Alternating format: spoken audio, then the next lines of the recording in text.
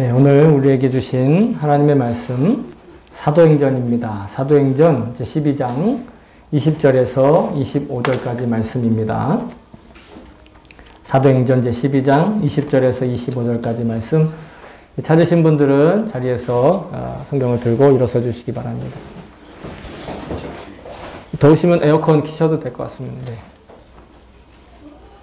네, 냉방으로 조정하시면 됩니다. 네. 자, 그러면 우리 한 목소리로 주의 말씀을 받들어 읽겠습니다. 시작. 그런데 두로와 시돈 사람들은 헤롯에게 몹시 노여움을 사고 있었다. 그래서 그들은 뜻을 모아서 왕을 찾아갔다. 그들은 왕의 침실 시종 블라스도를 설득하여 그를 통해서 헤롯에게 화평을 청하였다. 그들의 지방이 왕의 영토에서 식량을 공급받고 있었으므로 이렇게 할 수밖에 없었다. 지정된 날에 헤롯이 용포를 걸쳐 입고 왕좌에 자정하여 그들에게 연설하였다. 그때 군중이 신의 소리다, 사람의 소리가 아니다 하고 외쳤다. 그러다 즉시로 주님의 천사가 헤롯을 내리쳤다. 헤롯이 하나님께 영광을 돌리지 않았기 때문이다. 그는 벌레에게 먹혀서 죽고 말았다. 하나님의 말씀이 점점 더 널리 퍼지고 믿는 사람이 많아졌다. 바나바와 사울은 그들의 사명을 마치고 마가로고도 하는 요한을 데리고 예루살렘에서 돌아왔다. 아멘. 자, 주님의 말씀입니다. 모두 자리에 앉아주시기 바랍니다. 그럼 제가 설교를 위해서 잠깐 기도하겠습니다. 좋으신 하나님, 감사합니다. 오늘도 주의 사랑과 은혜로 우리에게 예배할 날, 그리고 예배할 수 있는 기회를 허락하여 주심을 감사드립니다. 그리고 두렵고 떨리는 마음으로 제가 주의 말씀을 감히 하나님의 백성들을 위하여 하나님 대신, 주님 대신 이 자리에 서서 주의 말씀을 전합니다. 이 시간 인간의 소리로 들리고 인간의 소리로 입으로 고백하지만 하나님께서 주시는 말씀을 들을 수 있는 놀라운 시간 될 수 있게 도와주시옵소서. 우리의 입과 귀가 모두 성령님께서 거룩하게 하여 주시기를 원합니다. 감사드리며 예수님의 이름으로 기도합니다. 아멘. 할렐루야. 아멘. 예, 주님을 찬양합니다.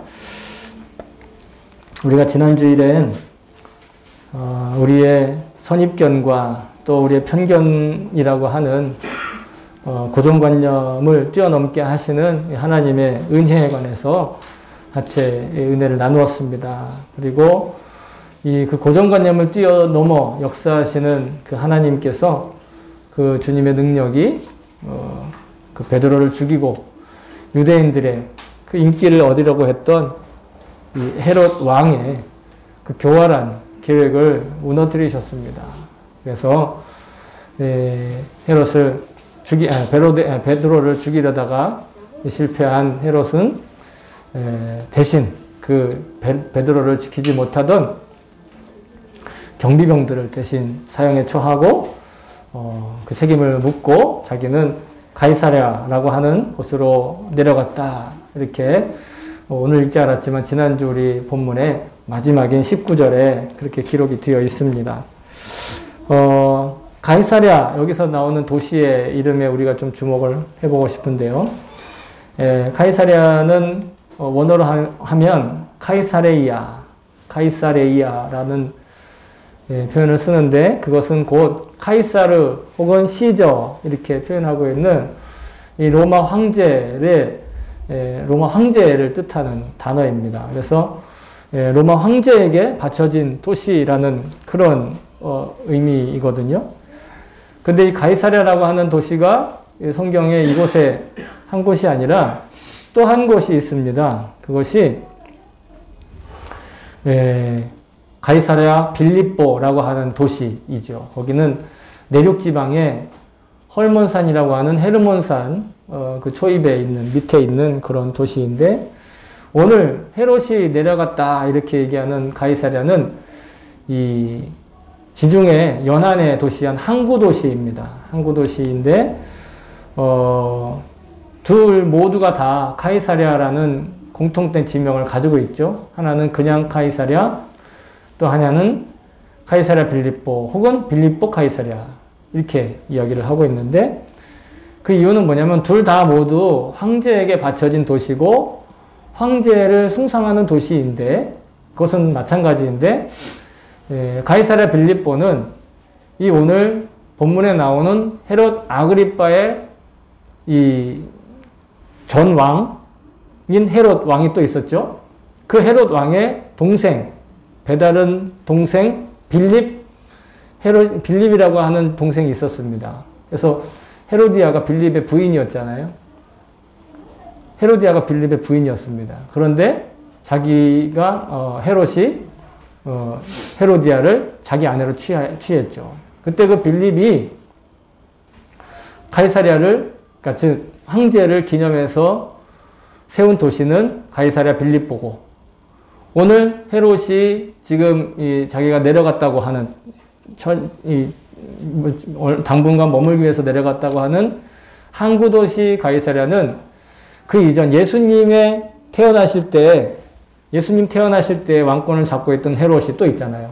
헤롯이 3명 나온다고 지난주에 말씀드렸는데, 그 첫 번째 헤롯이, 그리고 오늘 나오는 이 첫 번째 헤롯의 손자인 헤롯 아그리빠 왕의 이 두 사람이 모두 유대 지역의 수도로 쓰고 있었던 그런 가이사랴입니다. 자, 유대 왕국의 수도로 쓰여져 있었지만 사실은 로마 제국이 그 유대 지역을 다스리는 거점 도시로 삼았던 그런 도시이죠. 다시 말해서 이 해안 도시였고 항구 도시였던 가이사랴는 유대의 수도이면서 동시에 로마 제국 황제의 능력과 또 황제의 통치와 황제의 권세를 상징하는 그런 도시이면서 동시에 그곳에는 여러 로마의 신들의 신전과 더불어서 당시에 황제를 신으로 숭상하던 로마의 관습을 따라서 황제를 기념하는 신전이 있었습니다. 그래서 매년 황제를 숭상하고 또 황제의 어떤 그 정치, 그 다음에 그 권력을 찬양하기 위한, 찬양한다고 하면 좀 그렇지만 어쨌든 그것을 칭송하기 위한 그런 모임들, 그런 이벤트, 또 그런 어떤 대회가 열리던 그런 도시였지요.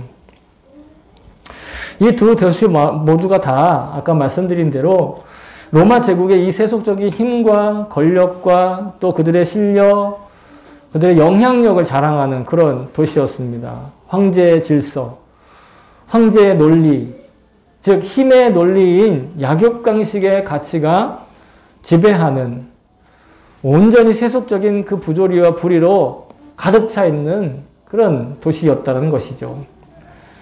사도행전 10장에 또 등장하는데 코르넬리우스라고 하는 로마 군대 장교가 있었죠. 그 사람이 주둔하고 있었던 곳이 바로 이 해안 도시 카이사리아라는 도시입니다. 즉 로마군이 주둔하고 있었던 그런 주요 도시였죠. 또 그곳은 국제 항구가 있던 도시였기 때문에 이 사도 바울이 예루살렘에서 핍박을 받다가 이제 거기서 광주리를 타고 도망쳐 나왔죠. 그러고 나서 제자들이 그를 고향으로 보낼 때 먼저 어디로 보내느냐면 이 가이사랴로 먼저 보냅니다. 왜냐하면 가이사랴에 가면 그 사도 바울의 고향인 다소로 가는 배를 탈 수 있는 국제 항구가 있었으니까요. 그래서 아주 가이사랴는 당시에 오늘날로 치면 아주 국제적인 도시였고, 그리고 로마 제국의 그 힘과 파워를 아주 그대로 느낄 수 있는, 체감할 수 있는 그런 도시였다. 세속의 논리를 실감나게 체감할 수 있는 그런 장소였다. 이렇게 말할 수 있을 것입니다. 근데 19절에 보면 왜 헤롯이 갑자기 그 자기가 한 일을 다 맞추지 못하고 사람을 죽인 다음에 뭐 가이사랴로 갔다고 하는가, 혹시 도망갔는가 이렇게 생각할지 모르겠지만 그것이 아니라 헤롯이 가이사랴에 간 이유에 대해서 성경학자들과 역사적자들이 말하기를 아까 말했다시피 로마 황제를 신으로 숭배하는 대회가 열린다고 말씀을 드렸습니다. 마츠리, 그 축제가 있었는데 그 로마 황제라고 하는 존재를 숭배하기 위한 그 대회를 주관하기 위해서, 예, 다시 말해서 자기가 나서서 로마 황제를 칭찬하고 칭송하고 그를 높이는 그런 대회에 하는 주관자가 되기 위해서 도리로 갔다, 이렇게 얘기를 하고 있습니다. 그러면서 황제에 대한 충성을 맹세하는 것이죠. 그 지역에서 자기가 잘 다스릴 테니 황제는 이곳을 직접 통치하지 말고 나에게, 즉 헤롯 자신에게 그 정치 권력을 계속해서 이어줄 것을 보여주는 하나의 퍼포먼스와 같은 그런 맹세를 했던 것입니다. 그러면서 자기의 어떤 유대 지역에 대한 권리, 권한, 이런 것들을, 경제적인 이익들을 지키려고 했던 것이죠.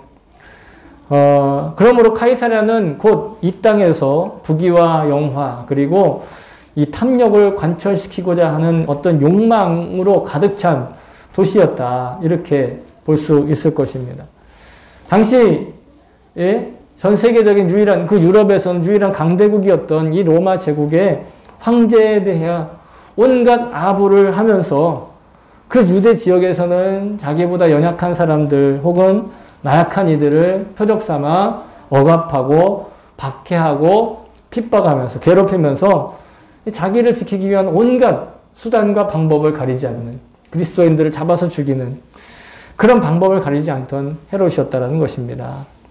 그런데 이런 헤롯이 소위 말해서 로마 제국의 권력을 등입은, 그래서 유대 지역을 자기의 권한 안에 두었던 헤롯이 이 자기 멋대로 할 수 있잖아요. 근데 그 자기 멋대로 하는 가운데 그 유대 지역에 있었던 시돈과 두로라고 하는 도시가 있는데, 그 도시는 오늘날은 페니키아에 속해 있는 도시인데, 그 도시가 헤롯의 심기를 거슬렀다라는 것이죠.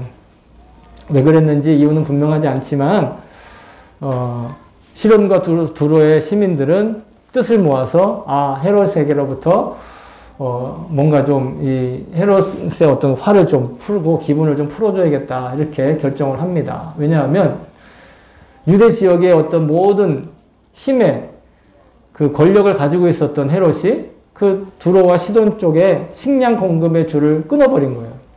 그러니까 자기는 로마 황제에 아부하면서 그 지역에 있는 사람들의 먹을 것과 입을 것과 그 라이프라인에 관련된 모든 것들을 통제하면서 그들을 지배하고 있었던 것이죠. 그래서 이 두로와 시돈의 사람들도 약자이죠. 이 약자의 입장에서 어떻게 해야겠습니까? 헤롯에게 뭔가 잘 보일 일을 꾸미게 되는데, 그것이 바로 헤롯의 비서실장 역할을 하던 블라스도에게 몰래 찾아가 그와 이제 이 중재안을 제시를 하고 그리고 헤롯을 기분을 풀어주기 위해서 노력하는 모습이 나옵니다. 그래서 그런 헤롯이 이제 찬양을 받을, 그리고 헤롯이 사람들한테 칭송을 받을 그런 대회를 열게 되는 것이죠. 자, 성경 외에도 그때 당시에 역사를 기록한 책들이 몇 권 있는데, 그 중에 유대인이면서 그 로마의 입장에서 이 그때 당시에 역사를 썼던 요세푸스라고 하는 인물이 있는데, 그 요세푸스가 쓴 고대사라고 하는 책이 아주 유명합니다. 이 고대사라는 책에 보면 그날 그 어떤 대회를 열었던 헤롯이 입고 나왔던 왕복, 그 용포에 대해서 설명을 하고 있는데, 은실을 만들어, 금실 말고 은실을 만들어서 은실로 짠 이런 어떤 천으로 그 용포를 만들었다고 해요. 그래서 햇빛에 나가면, 밝은 대낮에 나가면 그 은빛, 그 용포가 너무도 반짝거리고 화려하게 보였다라는 것이죠. 화려하게 빛나는 그런 옷을 입고 있었습니다. 그래서 혹자들은 그가 아주 눈부시게 빛나는 천사의 날개와 같은 옷을 두른 것 같다, 이렇게 상상을 하기도 하죠. 그래서 게다가 그 대회가 마치 헤롯을 중심으로 헤롯이 주인공인, 그런 헤롯이 주인인 대회이다 보니 헤롯이 뭔가 연설을 할 때마다 두로와 시돈뿐만 아니라 그 대회에 모였던 모든 사람들은 그에게 환호성을 치고 그를 찬송하며 그를 칭송하는 그런 어떤 대회를 열었다는 것입니다. 마치 오늘날에도 독재 국가들에 있는 영상들을 보면 독재 국가의 독재자들이 어떻게 해요? 손을 한번 딱 들면 그 주변에 모여있는 모든 사람들이 확 이렇게 손을 흔들고, 근데 이제 그게 가짜로 하는 것도 아니라 정말로 막 눈물을 흘리면서 어떤 그런 모습들을 우리가 볼 수 있죠. 정말 소름 끼치는 모습 아니겠습니까? 그런데 헤롯이 그렇게 자기를 주목하도록 자기의 영광을 모든 스포트라이트를 자기 중심으로 받는 대회를 열었다라는 것이에요. 성경은 말합니다. 그의 목소리가 그가 연설할 때 이것은 한 신의 목소리다. 이것은 인간의 목소리가 아니다. 이렇게 얘기를 했다라는 것인데, 목소리의 음색이 신의 목소리라는 것이 아니라 그를 그 정도로 추앙했다라는 것이에요. 그를 그 정도로 높여주었다라는 것이죠. 아, 마치 신을 보는 것처럼, 마치 인간이 아닌 그런 존재를 보는 것처럼. 그런데 헤롯이 그 모든 환호와 칭찬과 환호성을 듣고 겸손히 자신을 낮추기는커녕 마땅히 자신이 그렇게 받아야 할 것으로 여긴 것이에요. 그 모든 칭찬을.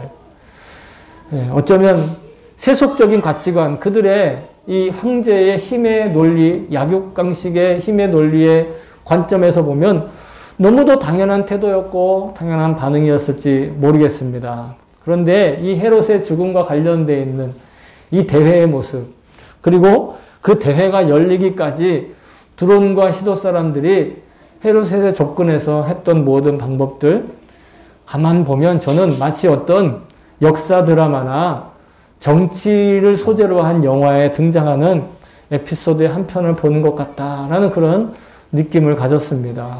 지금도 여전히 이 세상 어딘가에선 이런 일들이 계속되고 있을 것 같고 여전히 우리도 잘 알고 있는 모습들이죠.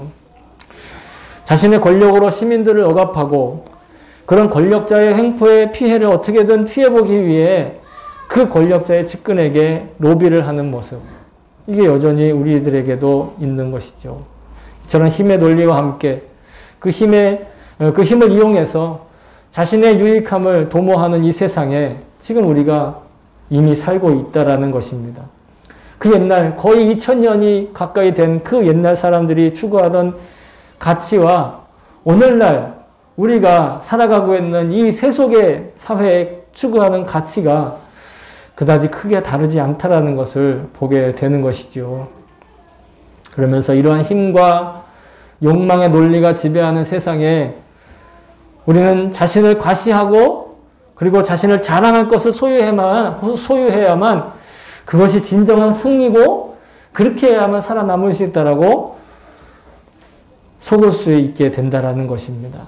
그래서 오늘날 그리스도인이든 그리스도인이 아니든 오늘날에도 여전히 자신의 실적과 실력, 업적을 자랑하고 과시하기를 좋아하는 사람들이 넘쳐나고 심지어는 그것을 부러워하기까지 한다라는 것이에요.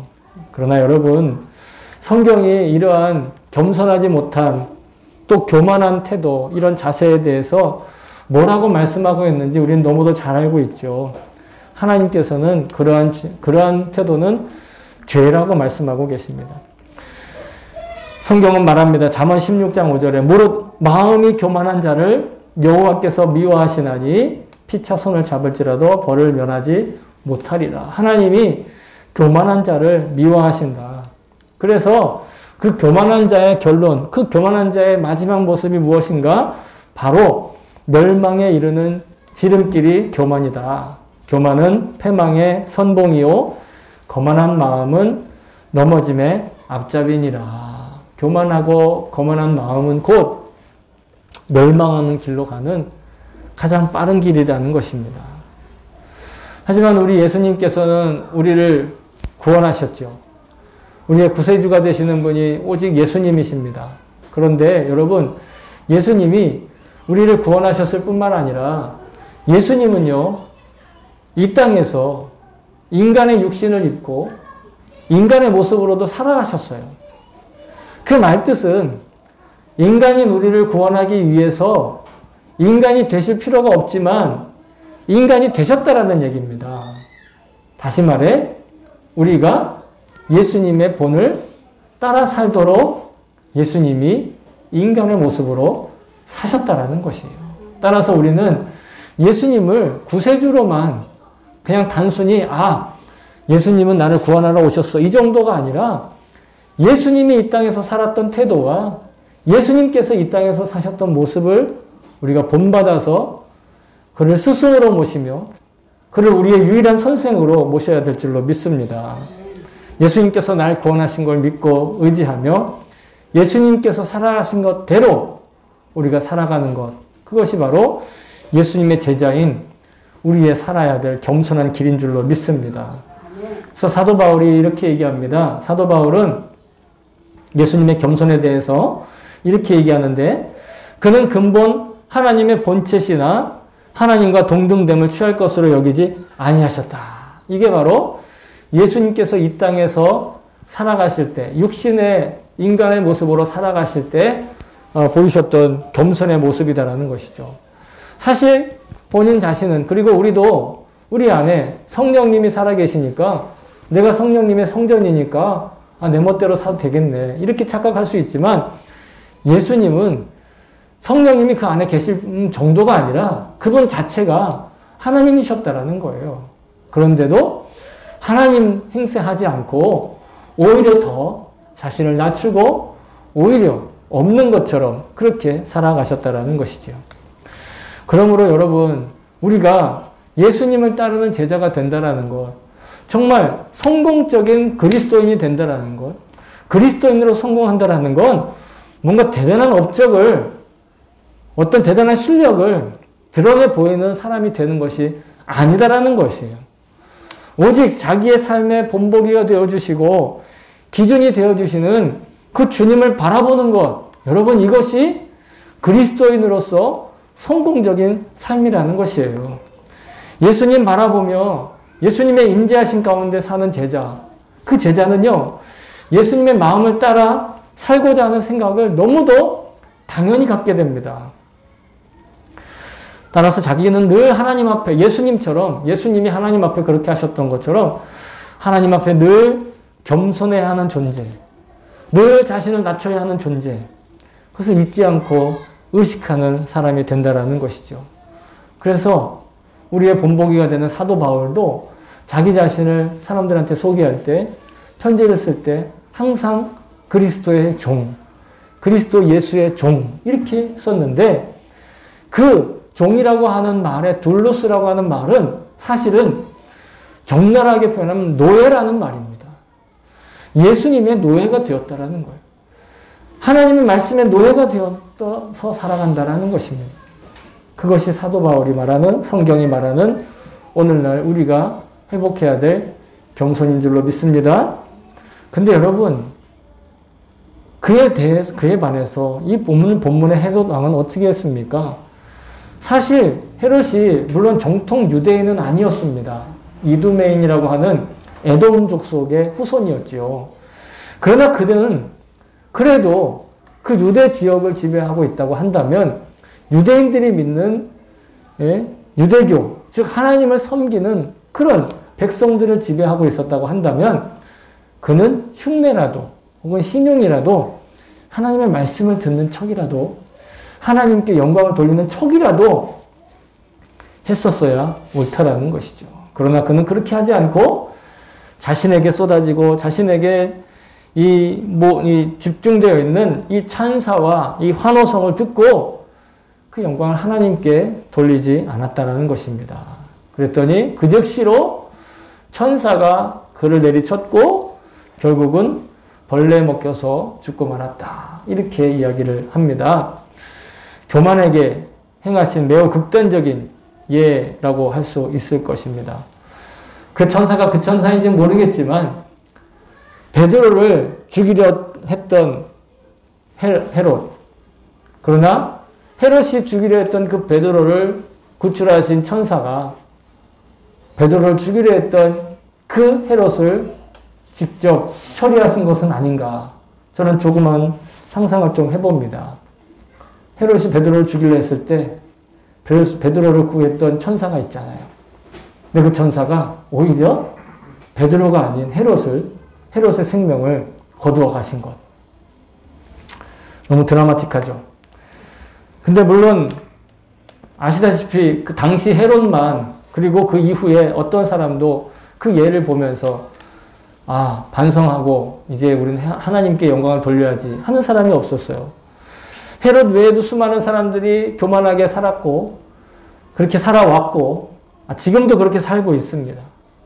하나님께 영광 돌리지 않고요. 오히려 우상 숭배를 하는 사람들이 여전히 아직도 수없이 많습니다. 근데 왜 어찌해 헤롯만 그런 저주를 받았던 것일까요?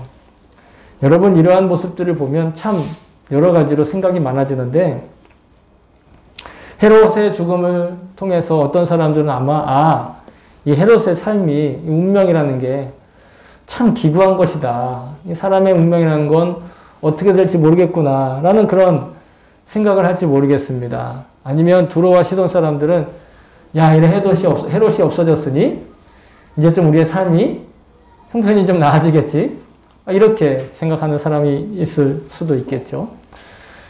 하지만 이 헤롯의 죽음을 보면서 그리스도인들은 다르게 생각합니다. 어떻게 생각하느냐? 바로 하나님의 말씀은 하나님의 약속은 반드시 현실에서 성취된다는 것을 그 일을 통해서 보게 된다는 것이죠. 그렇다고 해서 단지 그가 잘못했으니까 마땅히 벌을 받는다. 인과응보의 법칙이다. 이렇게 얘기하는 것이 아니라 같은 죽음 혹은 같은 성공을 보고도 어떤 사람은 하나님의 생각, 하나님의 말씀조차 생각하지 않지만 어떤 사람은 그를 통하여 하나님의 말씀에 그리스도의 말씀의 성취를 깨닫게 된다는 것이죠. 우리는 헤롯의 죽음을 통해서 말씀은 반드시 현실이 된다, 열매를 맺는다라는 것을 배워야 할 줄로 믿습니다. 오늘날 많은 간증과 그리고 현실에서 일어나는 여러 가지 역사적 현실을 보면서도 우리는 마찬가지 그 말씀의 성취, 말씀이 성취되고 있음을, 말씀의 약속이 지금 이루어지고 있음을 아는 시선으로 보아야 될 줄로 믿습니다. 왜냐하면 오늘 헤롯이 벌레 먹어 죽었다라고 하는 바로 그 뒤에 무슨 고백이 나오냐면 곧바로 하나님의 말씀이 점점 더 멀리 퍼져나갔다. 이런 고백을 일부러 써놓았다라는 것이에요. 헤롯이 죽었다. 그리고 나서 13장 1절로 시작해도 전혀 내용이 자연스럽습니다. 특별히 25절은 굳이 거기에 끼워 넣지 않아도 왜냐하면 이 사울과 바나바가 그 사람들에게 안디옥 사람들로부터 이 헌금을 모아서 예루살렘에 갔다가 다시 안디옥으로 돌아온 건 사실 헤롯이 죽은 것보다 훨씬 전의 일입니다. 근데 굳이 여기에다가 그 기록을 해 놓은 것은 바로 하나님의 말씀이 여전히 우리 가운데 현실로 이루어지고 있다는 것이죠. 개역 성경에는 오늘 24절에 보면 하나님의 말씀이 점점 더 널리 퍼지고 믿는 사람이 많아졌다라는 표현을 흥왕하였다라고 표현을 하는데 이 원어로는 옥사노라는 단어를 씁니다. 이 원래는 뭔가 자라나다, 또 성장하다. 여기 보시면 풀이 아니라 죄송합니다. 나무가 있는데 꽃나무들이 심어 놓으면 막 자라나잖아요. 생명력 있어 자라나잖아요. 그때 쓰는 말이 옥사노예요. 하나님의 하루하루 정말 성장하고 발전하는 것, 그것이 바로 옥사노라는 뜻이에요. 하나님의 말씀을 믿는 공동체가 하루가 다르게 성장하고 자라났다라는 뜻입니다.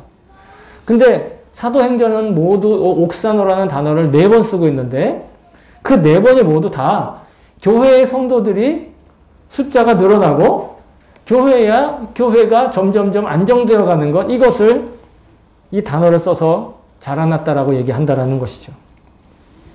하나님의 말씀이 흥왕하고 발전하고 널리 퍼졌다는 것, 그리고 교회의 공동체에 속하는 신도수가 증가하고 그 영향력도 함께 자라나고 있었다라는 그런 뜻인데 여전히 주님의 나라와 그 말씀은 흥왕하고 자라고 발달하고 있는 것을 믿습니다.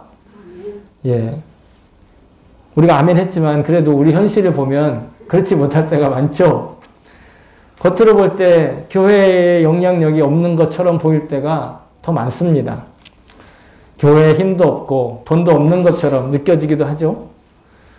그리고 아무런 생기도 없고 활력도 없고 활기도 없는 것처럼, 특히 일본에 있는 교회들을 보면, 그도 그럴 것이 일본에서는 전 인구의 0.3% 정도밖에 되지 않는 이 소수의 사람들만 믿는 종교라 더더욱 그렇게 느껴지기도 합니다. 그런데 여러분, 하나님의 말씀과 그 말씀을 믿는 공동체는 하루에 하루만큼 성장하고 있는 것을 저는 믿습니다. 하루에 하루만큼 확정되어 가고 있는 것을 저는 믿습니다. 그 말씀이 성취되어 가고 있는 것을, 강력해지고 있는 것을 저는 믿습니다. 왜냐하면 하나님의 나라가 하루에 하루만큼씩 지금 우리에게 가까이 다가오고 있기 때문입니다. 왜냐하면 제가 이렇게 말씀드리는 건 어떤 증거를 가지고 얘기하다기보다는 제가 가지고 있는 유일한 증거, 이 성경이 이 마지막 때가 하나님께서 성취하시고 회복하실 새 하늘과 새 땅이 이곳에 기록되어 있기 때문에, 그것이 언제인지, 그날이 언제인지는 분명 알 수 없으나 정말 분명한 것은 하루에 하루만큼씩 그 나라와 그 하나님의 권세는 우리에게 가까이 다가오고 있다는 것이에요. 하나님의 말씀이 그렇게 약속하셨다는 것입니다.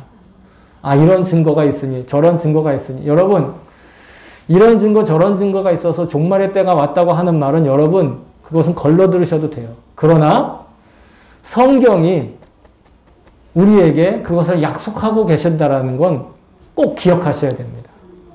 뭐 어디서 이런 일이 일어났으니까 말세야, 저런 일이 일어났으니까 말세야, 이 말들은 안 믿어도 괜찮아도 상관없지만 성경이 반드시 하나님이 다시 오신다, 예수님 다시 오신다 하는 그 말씀은 꼭 기억하셔야 됩니다. 그래서 하루에 하루만큼 하나님 나라가 가까이 오는 건 이건 틀림없는 사실이에요. 틀림없이 이루어질 일이에요. 제가 이 사실을 발견하고 이 마음을 발견하고 나서, 믿고 나서, 그래서 제가 매일 오늘의 감사 찾기 다 쓰고 있는데, 그 감사, 반복해서 쓰는 감사들이 있습니다. 매일 똑같이 반복되는 감사가 있는데, 그 중에 하나가 뭐냐면, 하루에 하루만큼 가까이 다가오시는 하나님 나라를 알게 하신 것이 저의 감사가 되었어요. 그래서 제일 마지막 부분에 하루에 하루만큼 하나님 나라를 가까이 오게 하신 것을 믿게 하시니 주님께 감사합니다. 이러고 저는 하루를 마감합니다. 여러분, 우리가 어떤 외면적인 증거나 모습으로만 어떤 우리의 실력과 실적과 아니면 내가 이루어낸 뭔가를 가지고만 우리의 가치를 평가해서는 절대로 안 됩니다. 우리를 향해서 가지고 계신 계획을 지금 이루어 가시고 또 이끌어 가시는 그 하나님의 약속으로, 그 약속에 근거해서 자신의 지금의 선택, 자신의 지금의 사명, 그 소명들을 헤아려야 되는 줄로 저는 믿습니다.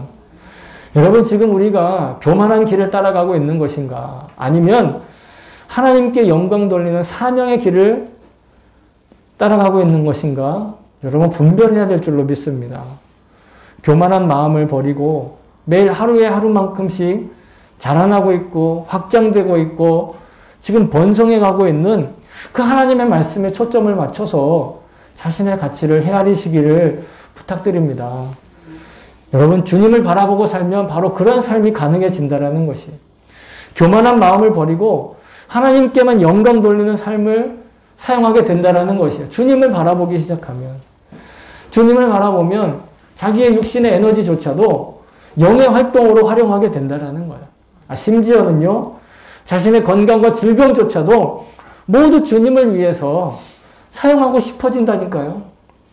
제가 일본에 오기 전 한국에서 전도사 사역을 했는데, 풀타임 전도사를 하다가 어떤 우리 교회에 계시던 권사님 한 분 병문안을 간 적이 있었습니다.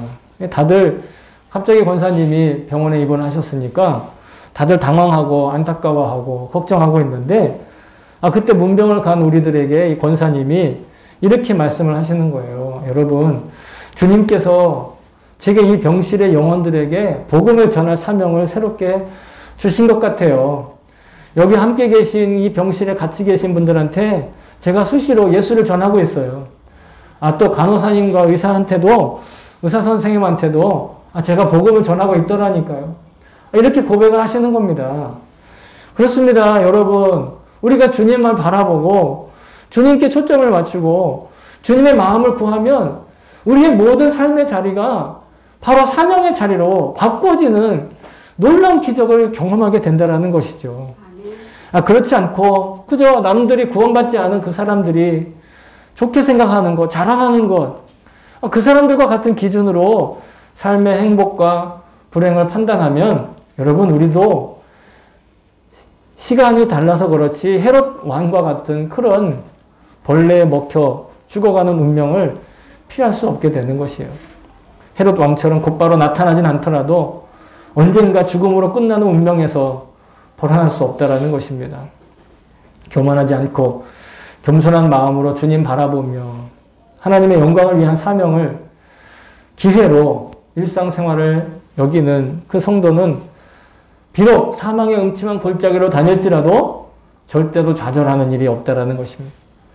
불행한 일, 또 불행해하지도 않고 불평을 품지도 않고 불만하지도 않고 두려워하지 않는 그런, 염려하지도 않는 그런 삶을 산다라는 것이죠.